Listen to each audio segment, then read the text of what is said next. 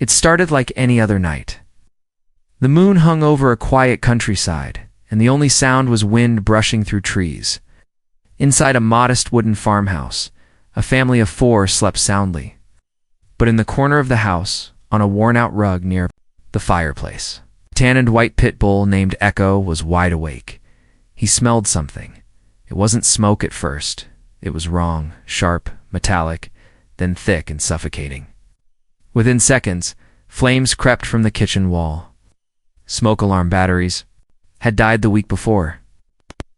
No one heard. No one stirred except Echo. The pit bull bolted into the parents' bedroom, barking, pushing, clawing at the blankets.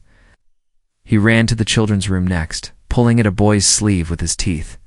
The fire spread fast up the walls, across the floor, until the windows cracked from the heat.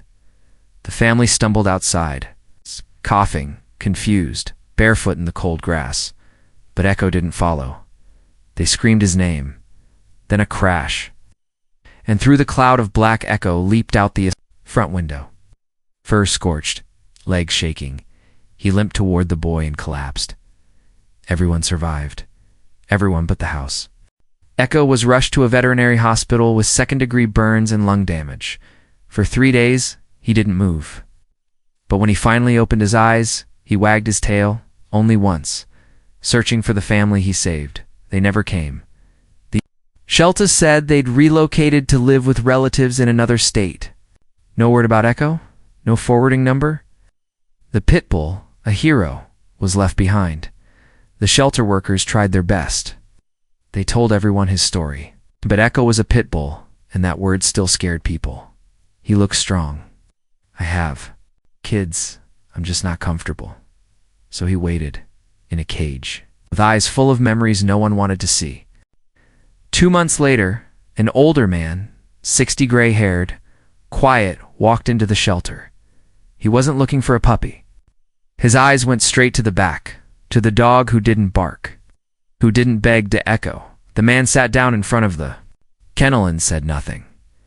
Minutes passed. Echo lifted his head slowly, then pressed it against the glass.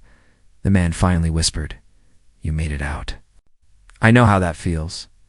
He had been a firefighter for 30 years. He'd seen animals burned. He'd seen people lost. But he'd never seen a dog who chose to stay inside the fire, just to make sure others got out. He adopted Echo that day.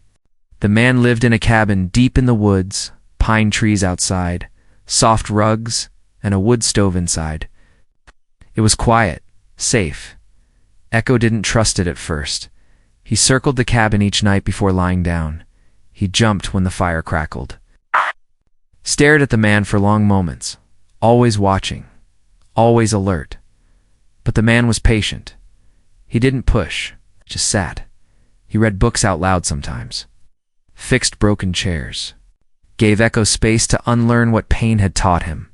Slowly, the pit bull changed. He lay in the sun, followed the man to the lake. He barked at squirrels.